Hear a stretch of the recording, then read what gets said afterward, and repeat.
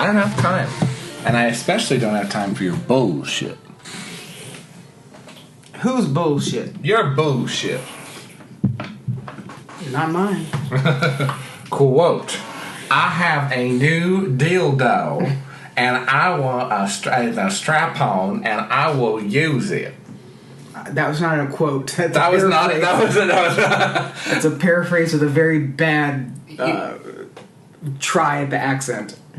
I mean, sounded more like a stroke. I can't even do his accent, and I'm from that state. You can't even do. Well, whose accent is it? What are we even talking about? People think they just turned on to some kind of some nasty podcast, which it is. John Kennedy, the beloved, not John F. No, the beloved senator from my home state. He is a national treasure, and he is one of the people that, yes, he's getting up there in age, and he probably should retire at some point. But I hope he doesn't. Like this, he's the one person I want to be the hypocrite about, be like, you can stay until you die. He's kind of sharp as a tack, though. Yeah, no, I've never heard him at a loss for words or be like, or miss anything. Like he doesn't miss a beat, and he's never said anything. Not that I've seen, I shouldn't say. He's never said anything that I've seen that I think, probably regrets. He said some stuff that's outrageous, but he knew exactly what he was saying. Because what was the one ad that he did something about defund the police? Yeah, if you... Next time you're in trouble, call a crackhead, yeah. Yeah, that was it. He's right, though. He might be the only member of Congress I see escape the sort of realm of politics, and I just see his stuff on my other friends who are not political people's feeds because he's so fucking funny. I'll just see it just randomly different places, and I'm like, yes. After you, because I knew of him, but not anything about him. But after you'd mentioned him, I was like, oh, this guy's a gem. Yeah, no, and every time he was on Fox News. He was in the Capitol Rotunda giving some type of lecture to Brett Baer or something on Fox News, and he would always pull out some kind of one-liner, and Brett would be like, oh, okay, moving on. I mean, I have a piece that it's not fully formed yet. I have a couple paragraphs on it. I do need to post it. I was supposed to do it this week. It's going to be next week. Are they ever fully formed? No. They're all abortion. But oh my God. I was going to talk about how I wanted to make a case for letting politicians serve until they're in their mid-90s. And, basically a case against term limits. And just allowing people to see just the sort of the naked, raw ambition available. Because I don't feel like anyone in this generation wants to do anything past the age of 40 even. So I think it'd be fascinating. I think this is something of a different era, that you see people who are so clearly gone, like Dianne Feinstein, like Joe Biden, like Mitch McConnell, that they just cling to whatever thing, any opportunity. And also it's what else do you expect them to do? Wait, they're just going to go home and die? They're not going to go on vacation more. Just let them do it. Let them pretend like what they're doing matters. Well, so this is actually one of the topics that I wanted to bring up anyway, so I'm glad it came up naturally. What's the latest? You follow her. What's the latest on Feinstein? Because as far as I know, Katie Porter seems to think that she's running for a seat that apparently Dianne Feinstein doesn't have any plan on giving up. Well, Dianne Feinstein, I'm sorry, I should be clear. Dianne Feinstein's staff said she is no longer running. And she apparently has a little bit of a clarity issue on that, because I think in her mind she still thinks she is. But I think the staff is at the point now where they're like, even we can't fake that we can't keep the charade up any longer. We're done. She's done. Time to retire. Now, the question that's on the table, and I talked to one of our friends about this earlier this week, is there was a story that someone asked Newsom in an interview, all right, Dianne Feinstein's in rough shape. If she does decide to step down, or worse, God decides to step her down, what do you do? Because you have three people who would be basically potential considerations for that seat that you would... that people that you would probably already appoint to that seat who are now running for that seat. You have Pencil Neck Adam Schiff, Right. who's one of my representatives. You have Katie Porter, Brunhilde, who is my other one. And then you have Barbara Lee, who is the only black female candidate in the race. And Gavin Newsom had said previously, I'm only going to nominate a black female if a vacancy opens. But it can't be Barbara Lee. He said that... He said that would be in the contingency that he would. Previously, he said this, like years ago. And so now they asked him again, he said, well, I can't nominate any of these people who are listed. Right. So you may have an open seat, but then who do you can't nominate somebody who's already running for that seat because then they're now an incumbent when the election comes around. Right. So, but that's my question. Is it something that he's doing... Would that be a choice that he would make out of ethical reasons, or is it a legal thing that if someone's running, you can't then... I don't know. I wouldn't think it was legal. I know. I don't think it's legal. Although some states do have weird requirements like that, where it's like I think something like some states are like you have to nominate the candidate's wife or something because that's happened before. But I don't think that there's any legal prohibitions. But he reinforced that that's his decision choice, which means I'll give him credit. That's the ethical thing to do because you'd look like an asshole. You look like an asshole. It would look like favoritism, and you're putting someone in as an incumbent even though they're not. And so now you've created a new problem because there are two notable black female politician office holders who aren't Barbara Lee in the state of California who you could nominate for that job.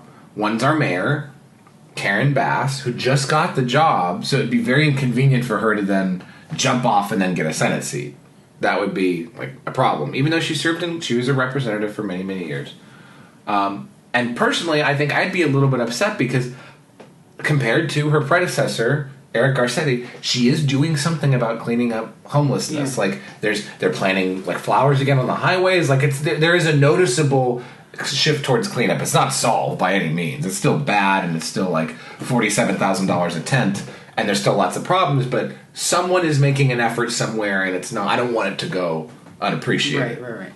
Then the other person you have, who I think might appreciate it, Auntie. I knew that was coming. However, Senator, reclaiming my seat. I would support a Maxine Waters Senate candidate in a fucking heartbeat. Oh my god. I hate you. Because I hate her. No, because here's the thing. She wouldn't even be the most deranged member of the Senate. She still wouldn't. And I think for her that's high good. Bar though. I know, the bar is on the floor. But she reminds me of like Charlie Rangel back in the day of in New York who was in Congress forever, and they're like, Charlie, why do you drive around in a Cadillac? Like, Representative Rangel, that's kind of inappropriate, right? And you represent Harlem and, like, some of the poorest districts in the country, and he's like, my constituents like to see me drive something nice. And I was like, yes. I want the naked graft and corruption just laid bare. I want the person who nominates a horse to be in the Senate. Like, I'm at that level now of just let Congress fall apart. I'm the antidote to your chaos. No. What black female? What, you think he's going to nominate Michelle Obama? I don't know.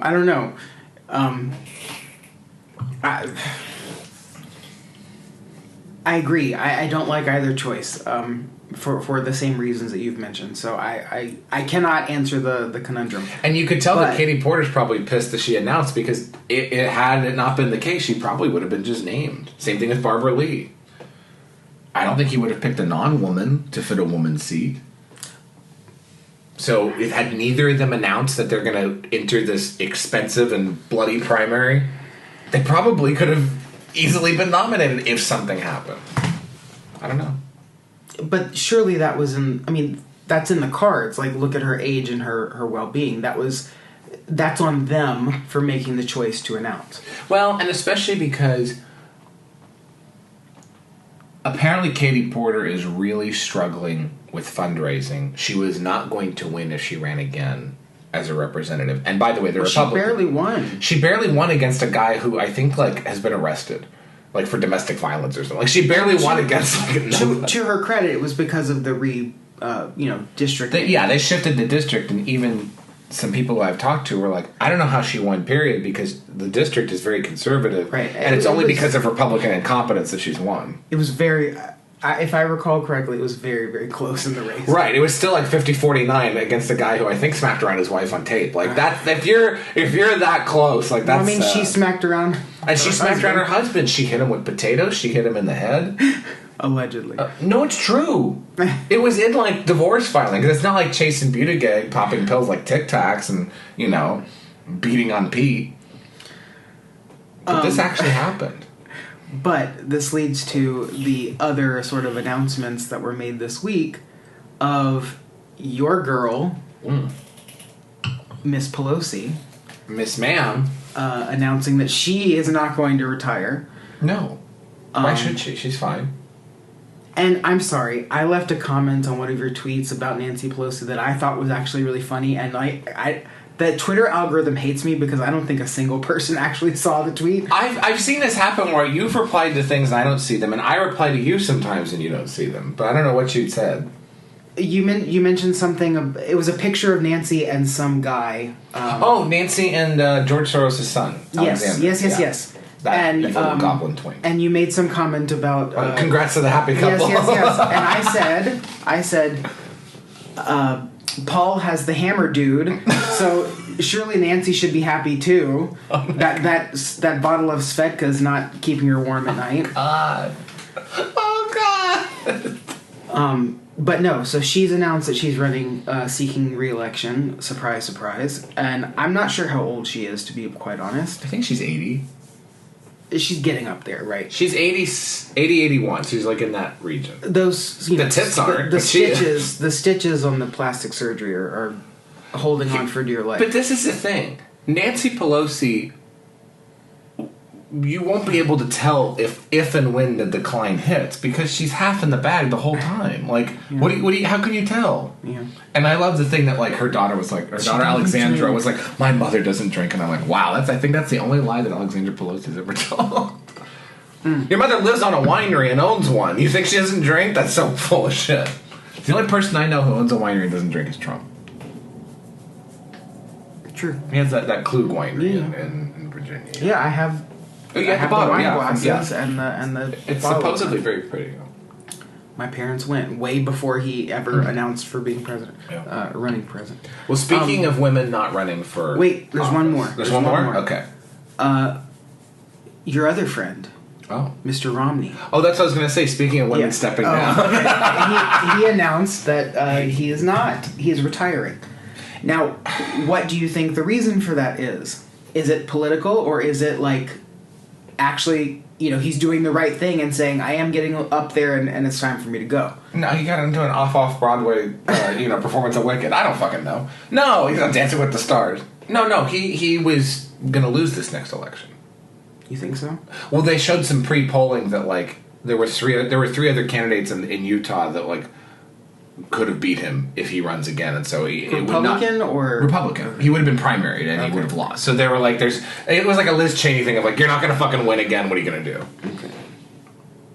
Well, I didn't know, but this whole like, I was about to give him a little bit of kudos. To be that was all horseshit about the whole thing. Of, I'm getting up there and I should be replaced and everything like this. No, and this is why. But it's a good message. It's a good message, even if it's bullshit. It's a good message to be like, I understand everyone else's point of view about these other people and my colleagues, so I'm gonna, say this little like jab in the back. Yes, but here's why that's horseshit. Because I can understand. Yes. 6 to 10 years ago, when he ran for president and lost, in 2012, he was still, I think, late 60s, early 70s. You've got, I think, over a dozen grandchildren that you can be spending time with. Why are you not spending time with them? And now you're making it about, I have all my grandchildren and my wife Anne, and she rides horses and she has MS and all this crap.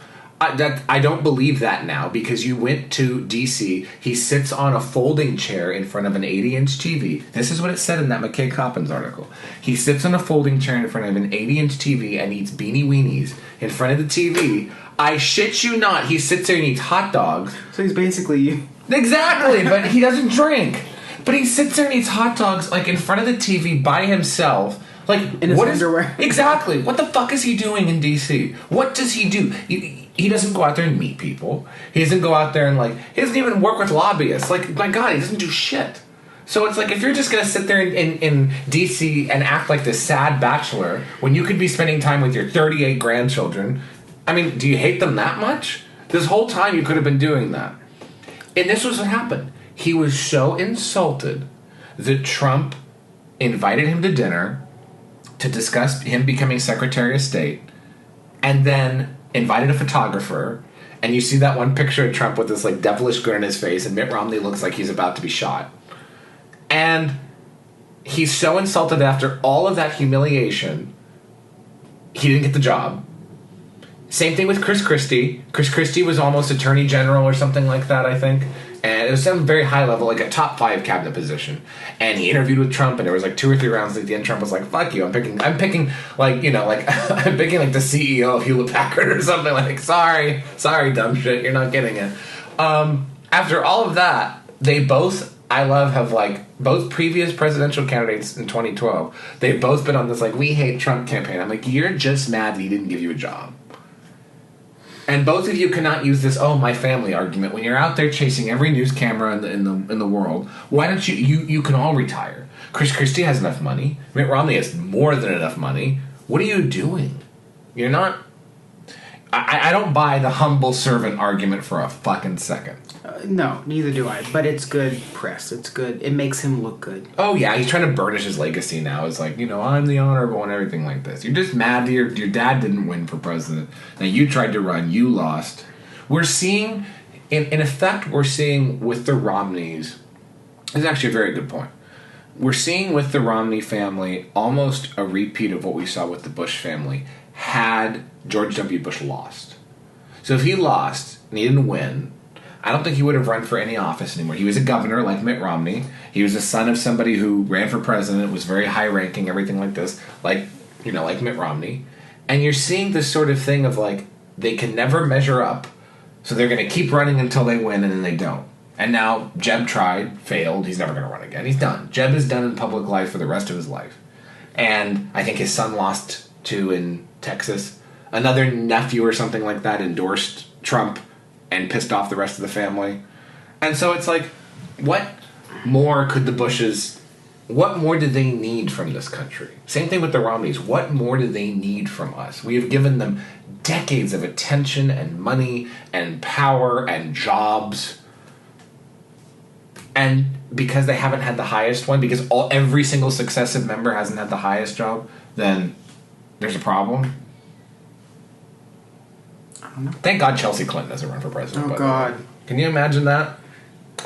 Can you imagine that face on your TV at dinner time? She looks like that woman who went to jail, Elizabeth Smart? Elizabeth Holmes. Holmes, sorry. The name was like, no, as it came out of my mouth, that's not right. That's not right. Yes, Elizabeth I told you Holmes. a story about how Elizabeth Smart was on The Masked Dancer on ABC, and it was like, wait, what the fuck? Yes. Weird. And it said, like, activist. And I'm like, no, she was kidnapped. But yeah, Elizabeth, she looks like Elizabeth Holmes, and she's about on the same level of scamming. And autism. No. Yeah. Shit, there was another topic I wanted to bring up about...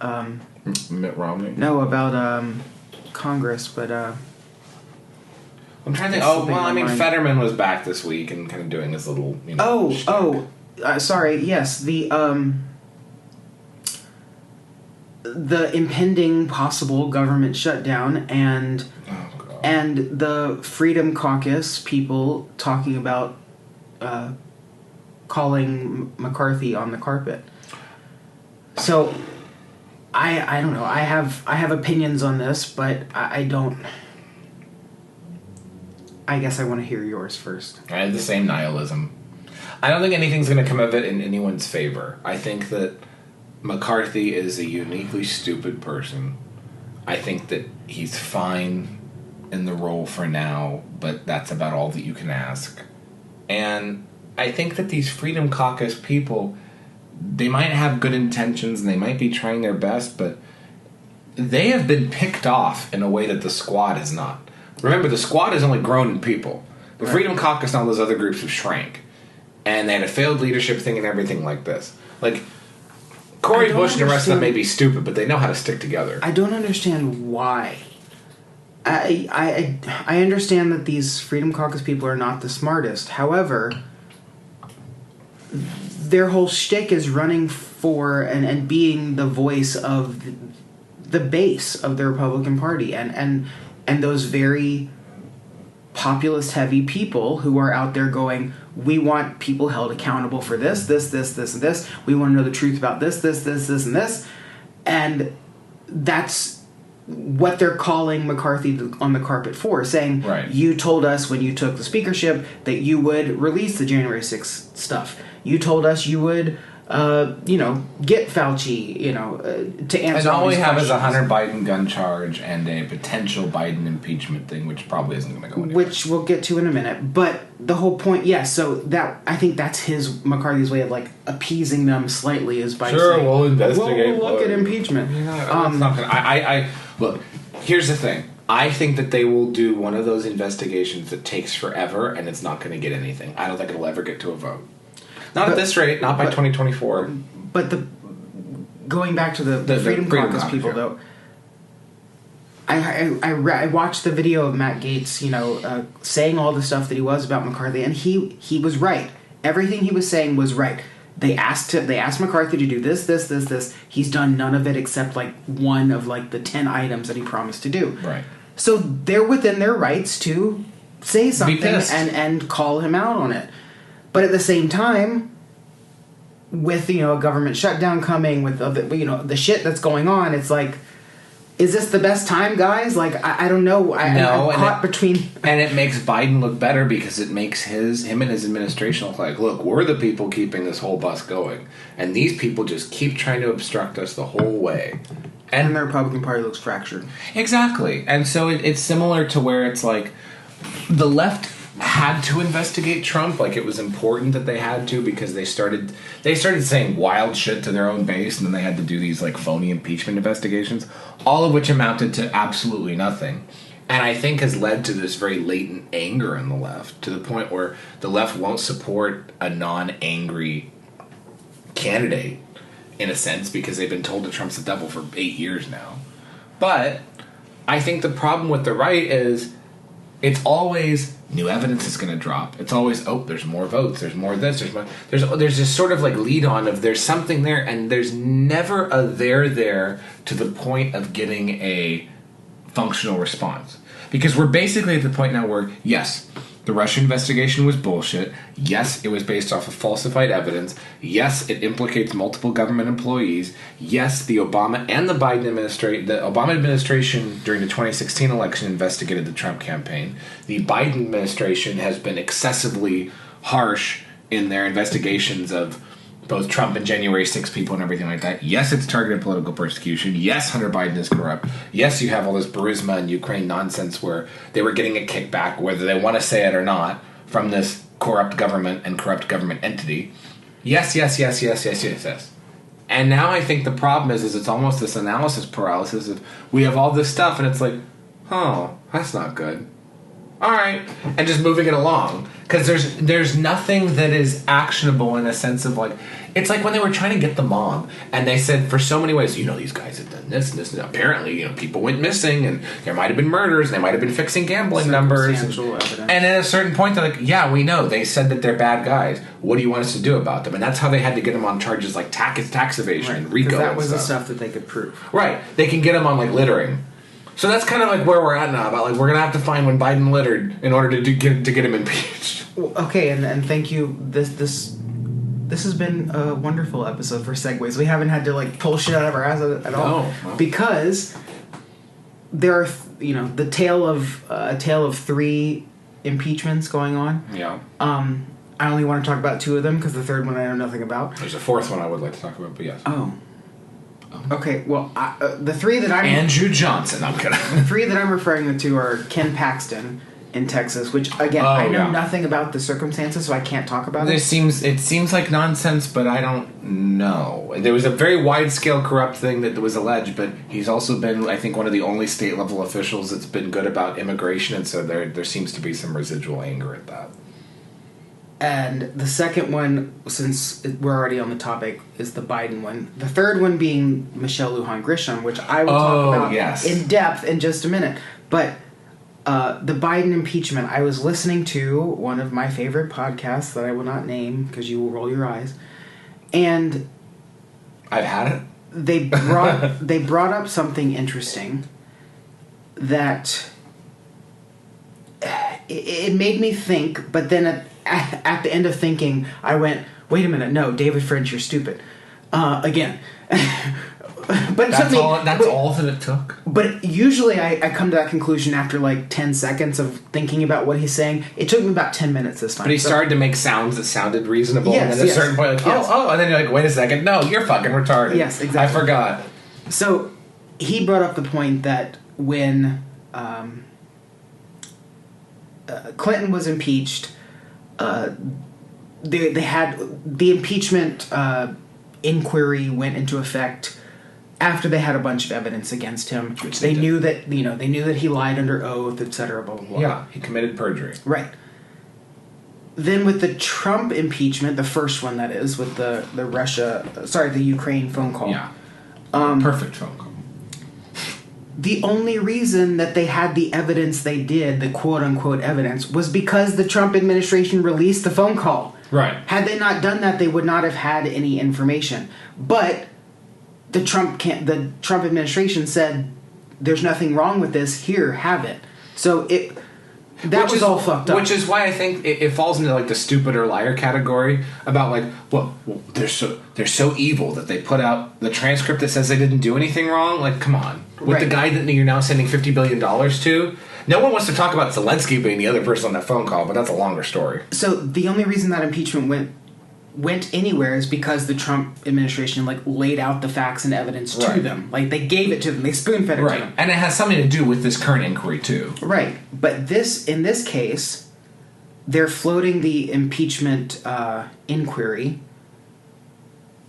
according to David French, without any evidence. They have circumstantial evidence and some pretty damning stuff that looks bad, but nothing that would hold up in an actual impeachment. So they're kind of doing it like a Crime Stoppers thing about, like, if you know anything, tell us. So what they're trying to, David said what they're trying to do is they're trying to launch an impeachment inquiry, hoping that more evidence will surface. And he said that's never been done before. Okay, fine. But if there's a lot of circumstantial evidence and there's a lot of smoke where you think that there might be fire, then it makes sense for me to pursue it. Like, I don't understand why you would... Because David French was basically saying they have no leg to stand on to make an impeachment inquiry. And I'm like, well, then what's the point of the inquiry if you have all the evidence? You know what I'm saying? Right. It's the same thing about a DA saying we're investigating and then eventually having charges later down the road. But it's the same... I understand it as the point of the inquiry is to find more evidence and to have the letter of the law behind you to go and find that evidence. Right. So I don't understand the pushback from launching this. I think the problem is that they're saying that they need, and they've had people come forward, like we've seen those interviews and stuff like that, but they wish that there was almost like a copy of a wire transfer that says Burisma Holdings to something that's absolutely Joseph damning. Robinette Biden Jr. in the amount of $10 million. There you go. They want something like along those lines, which is fine, but you can't have a smoking gun to launch an inquiry. You have to remember, when they started investigating the Clinton impeachment, it had nothing to do with Monica Lewinsky. No one remembers that, by the way. And Ann Coulter is a great reference for this because she was involved in it. Right. They started originally... I never watched that show, by the way. The Ryan Murphy impeachment story. Oh, yeah. Apparently it was very good. It was very good, yeah. She was like, that was a good version of me, but if I would have drank that much wine that the actress, drank, I wouldn't have gotten any shit done. So I don't know as much as you do, I'm sure. The Clinton, I've read many Clinton, I've read 3 biographies of Hillary and lots of stuff about the time and all this stuff. I know. And they don't paint a flattering picture. But what a lot of it comes down to is the original. There were two investigations going on at different levels into the Clinton White House, and some of it was carryovers from, or carried over from when they were in the governor's mansion in Arkansas, because Clinton was governor there before. Right.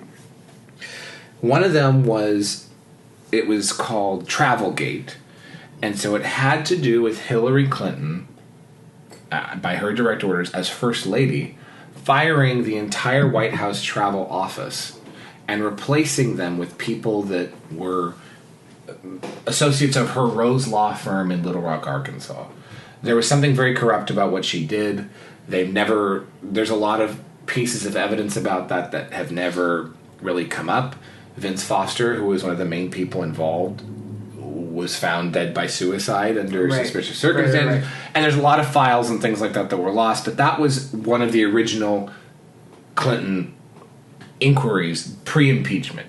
Then I think the one that had probably more to do with impeachment than anything was then there was this. It's called the Whitewater Project. It was land dealings in Arkansas that the Clintons were investors in. A lot of people got screwed, and a lot of this happened sort of going into the White House. But the Whitewater thing rolled into the travel office thing that happened while she was while Bill was president. Freudian slip there.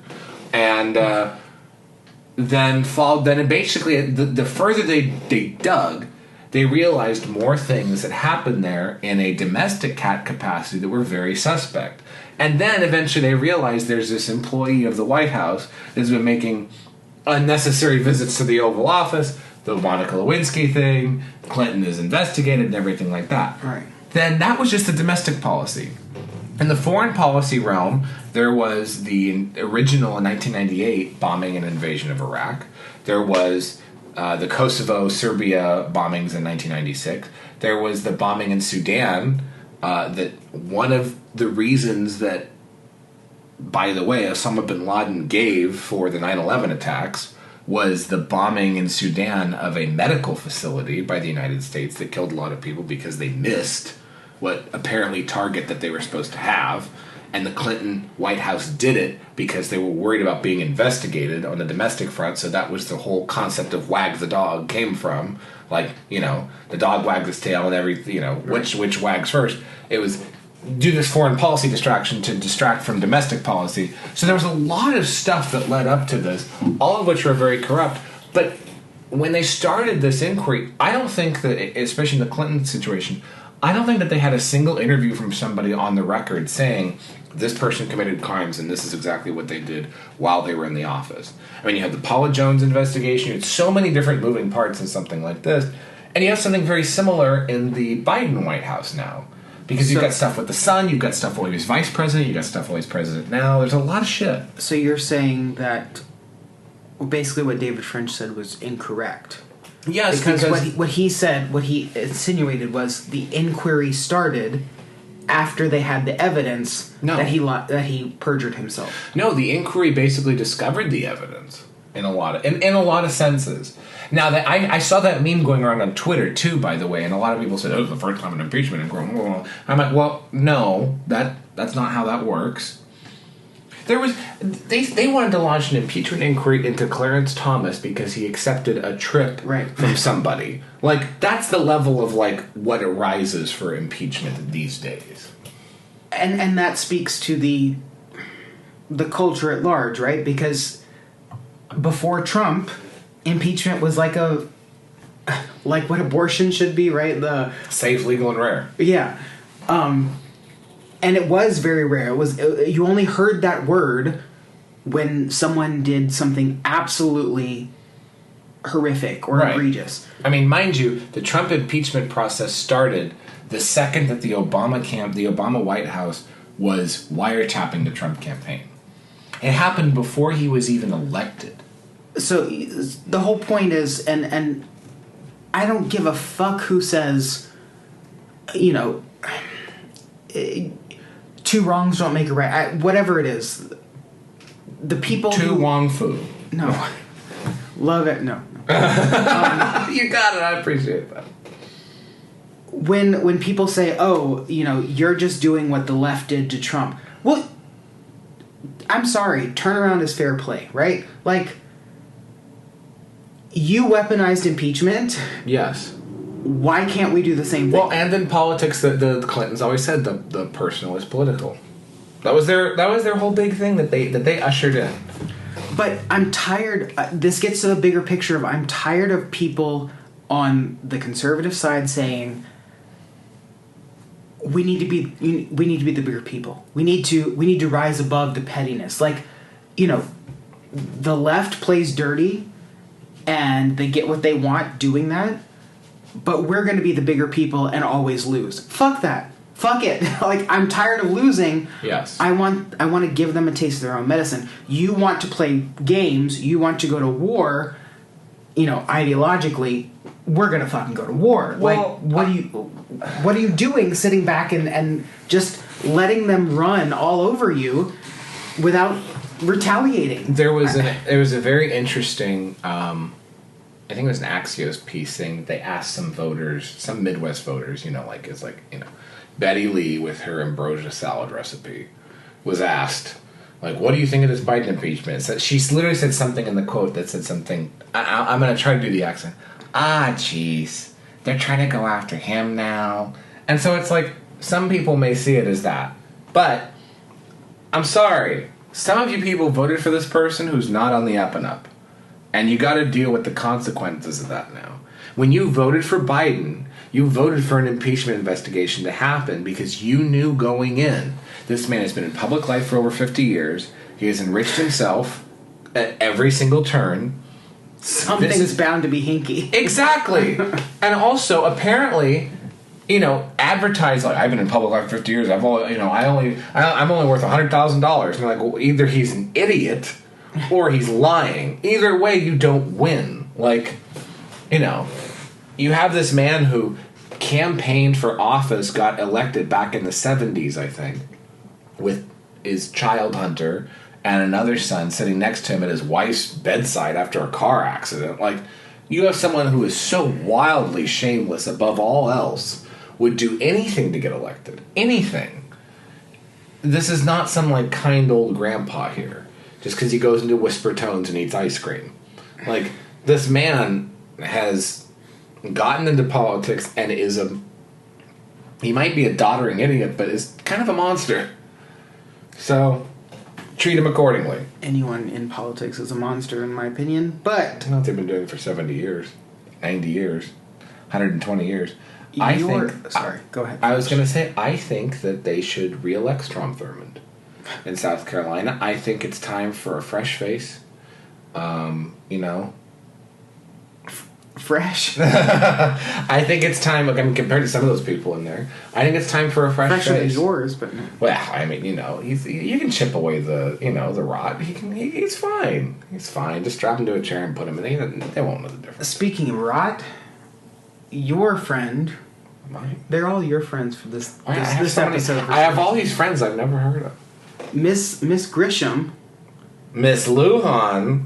Yes, come to the Miss stage. Lujan Grisham. She looks like Mexico. a nasty vice principal. She's the governor of New Mexico. Yes. No, she... What is it, her cousin that's the senator, the representative? Ben Ray Lujan, Yeah. another Lujan. The Lujan family has been in politics since... Yeah. Dennis Hopper bought the ranch from them. Which, by the way, they used to be Republicans. Yeah. And they're so shameless that they switched. I think there Laxalt was used to be Democrat. No, there was a sect of the family that switched because I sang for the funeral of Manuel Lujan, who served as some undersecretary of Reagan, and was a huge Reagan supporter and lover, huge Republican family. Reagan's lover. And then something happened in the 90s, early 2000s where they switched, and this is where we get Michelle. No reason for New Mexico to be a Democratic state, by the way. That I will never understand that. I'm sorry. I do understand it, but it doesn't make sense. It does when you get into the demographics of it, but I don't have time or the energy or the want to do that. But the point being, this woman during COVID was an absolute tyrant. Yeah. And as soon as she came up for re-election in 2022. This just, past year.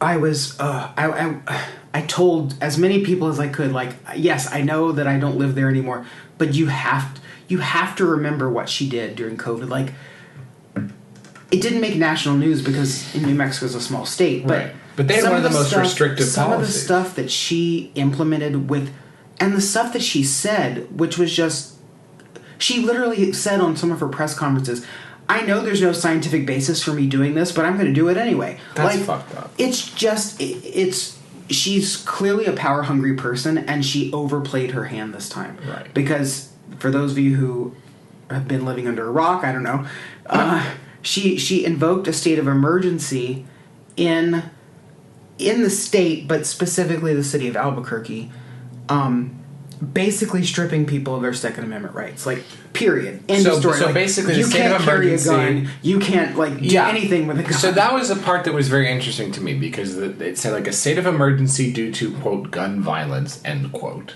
And so the state of emergency says, as a result, your right to both open carry and concealed carry is suspended within this area or within the state boundaries. That is wildly unprecedented. And unconstitutional. Yeah. So, I read the state of emergency, and as part of it, they have to have reasoning for why she's doing this, right? Right. Do you know the statistics that she quoted? What?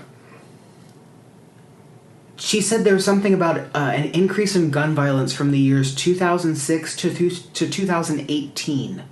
So before now. So there is a current state of emergency because in 2018 we had a lot of gun violence. That's what's going on? Extremely stupid. Not only stupid, like, anyone looking at this says, but do you have more recent, statistics, right. evidence, like something? What? Which is exactly why, any judge, which a judge did, ruled against it.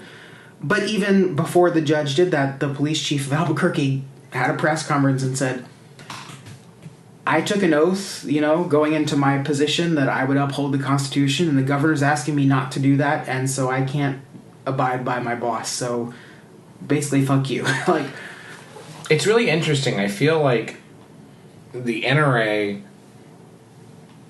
is basically useless in 20 years unless they put together some kind of additional constitutional amendment or some sort of you have the National Right to Life Committee that got Roe v. Wade, all that. You need a national right to a gun committee. There needs to be some kind of thing saying, look, there are individual regulations for how the gun can be displayed, but you are allowed to have a firearm in 50 states. Because so many states have implemented restrictions, and very strange ones, into types of bullets and types of, you put this cartridge in here and it does this and this thing on the gun. Like, there's so much shit, basically, for that. So I think that something like that may eventually have to happen soon, because it's so nonsense at this point. The thing is, I saw this coming, something like this coming, because I saw the deranged look in her eye during those press conferences during COVID. Like, right. She had that power, and she was gonna, she had some kink that she was gonna get off on. She's making an argument against federalism, by the way, that because you could have lunatic governors now that can just rule over a whole state, and the processes to impeach or recall them are so convoluted that nobody's gonna do it. This is exactly why so many, I think, Democrats are furious with her right now. Well, because she played her hand way too fucking Because soon. now you're going to have a conservative uprising, especially when it comes to guns. If you have a lot of... If it's a state... Okay, here's a good example. Montana, I would say, is a somewhat blue state. Yes, the governor's Republican. They have a blue senator, everything like this. Somewhat blue. Similar to New Mexico. Somewhat blue. But could be swung red very easily. But both states are very, very conservative when it comes to gun rights. And so the agreement that's almost... For good reason, too. Right. So the agreement that's almost made is, look, we're going to elect blue politicians. I don't want to say liberal ones, but we're going to elect blue ones because we get more federal funding and we get better roads and whatever, whatever thing whatever agreement they make, whatever deal with the devil that they make to get these people in office. I don't think that anybody in Mexico or New Mexico or Montana is electing these people imagining that they're going to get abortions past the 5th trimester. Kids in grade school and they go tie them up. But I do think that there is some kind of deal made when it comes to guns of do not touch our guns, and that's okay that you're in office. And if you cross that, you're done. And it sounds like she did. Well, she has a lot of Democrats in the state house and Senate who are going with the impeachment stuff. They're really? On board. Yes. So she's done basically. I don't know if it's actually gonna go through or she'll actually ever be impeached. But this is her second term, so I don't think that she could run for a third. I think she could run after a skipped term. But she's done. Yeah. She will never hold in a state that again. Gary Johnson was governor of, for God's sake. And beloved. He was beloved in New Mexico because he did a good job as governor. Bill Richardson was not. But that woman is a power-hungry bitch. And that's not the word I was going to say. You can say bitch. I think that there are probably, like I said, a lot of Democrats in this country who are cursing her name because she played the hand too soon. Yeah. This is the thing that they want to do in the future, to be able to just write suspend gun rights or to write states of emergency states of emergency for climate. That's going to be one that people are concerned about. They are, because it sounds like, oh look, it's a bad climate day, can't drive, shit like that. But she put people's attention to it now. Yes. She put it out there way too soon, and now people are going to be super vigilant about watching any other governor who says anything about a state of emergency, because they saw what they could do during COVID under a different kind of state of emergency. They're going to try and use that whenever they can to get control for whatever. Yeah. So yeah. I hope they do impeach her, quite honestly. Is the state house mostly Democratic, or is it kind of 50-50? I honestly think it's kind of 50-50, but what floors me is that she got reelected after everything she did with COVID, and I realize, people forget very, very easily, unfortunately. So by the time 2022 rolled around, they forgot what she did during 2020. And the whole scandal about her, fondling a gay staffer and sexually molesting him. Wait, what? This is not news to you. I've talked to you about this before. It came remind out. People. It came out in 2021. She sexually I think. molested him? I don't remember the entire story, but she had a gay staff member. She got angry with him, threw a water bottle, and then she approached him and grabbed his junk and said something like, "Are you a real man?" Something of that effect. Oh my God. And he came out and told the story and called her out on it a year after the fact, I think. But no one believed him. Wow, like the Tara Reid thing. Yeah, no one on the left believed him. And somehow she got reelected after this was covered ad nauseum on the local channels in New Mexico. Somehow the people of Albuquerque and Santa Fe reelected this woman. And most of Santa Fe is gay men. I don't understand why gay men would not listen to another gay man who was a Democrat staffer of hers who said, she touched me inappropriately. I don't get it. Let's be fair, they're older gay men. They're probably yes. Gay icon Michelle Lujan Grisham. Yes, no, grab him. No. Anyway, Michelle Lujan Grisham can go fuck herself. Oh. If she did, we wouldn't So have can this all of problem. If she did, we wouldn't have this problem. Maybe.